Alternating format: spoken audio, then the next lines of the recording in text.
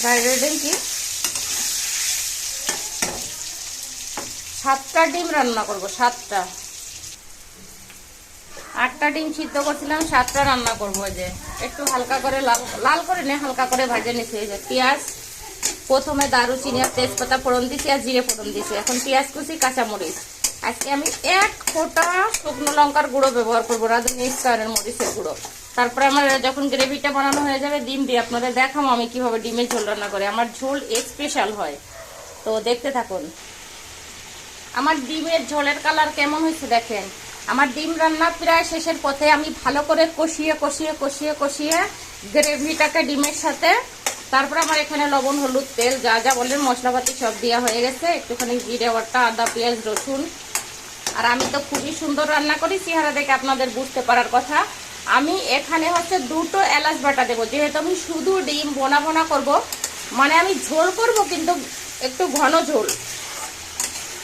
আমার রান্না অনেক সুন্দর হয়, অনেক সুন্দর। আমি টেকনিকটা ভালো জানি, আর রান্না করা অতি সহজ কাজ, ইজি কাজ। ডিম সিদ্ধ করে একটু ছুলে নিয়েছি, তারপর হালকা করে ভেজে আমি ফোড়নে দিছি হচ্ছে জিরে ফোড়ন, তেজপাতা 2 টুকরা আর 3 টুকরা দারুচিনি আর জিরে ফোড়ন দিছি। তারপরে পেঁয়াজ কুচি, কাঁচামরিচ দিয়ে একটু বাদামি করে ভেজে নিয়ে আমি দেখেন গ্রেভি বানাই ফেলছি। এখন এই যে রান্না, এরকম করে রান্না করে 7-8 জন মানুষ, এখন 7 জন মানুষকে আমি একটা জিনিস দিয়ে খেতে দিতে পারবো, আর সে তৃপ্তি সহকারে গরম ভাত দিয়ে খেতে পারবে। তো আপনারা সহজে আমার মতো করে, আমি জানি সবাই রান্না পারে, তো ব্যাচেলার ছেলেটেলেরা অনেক সময় পারে না, তারা তাড়াহুড়া করে। তো আমার এই রান্নাটা দেখে তারা রান্না করতে পারে, রান্না করে নিতে পারে হয়তো। দেখেন তো কি সুন্দর হয়েছে। আপনারা একটু কমেন্টে বলে যাবেন ভালো হয়েছে কিনা। আমার রান্না কি ভালো হবে সত্যি? আমি বললাম না যে আমি চেক আপের জন্য যাবো ভেলোরে, তা আপাতত 5-6 দিনের রান্না করে রেখে যাচ্ছি। ইন্ডিয়া যাচ্ছি,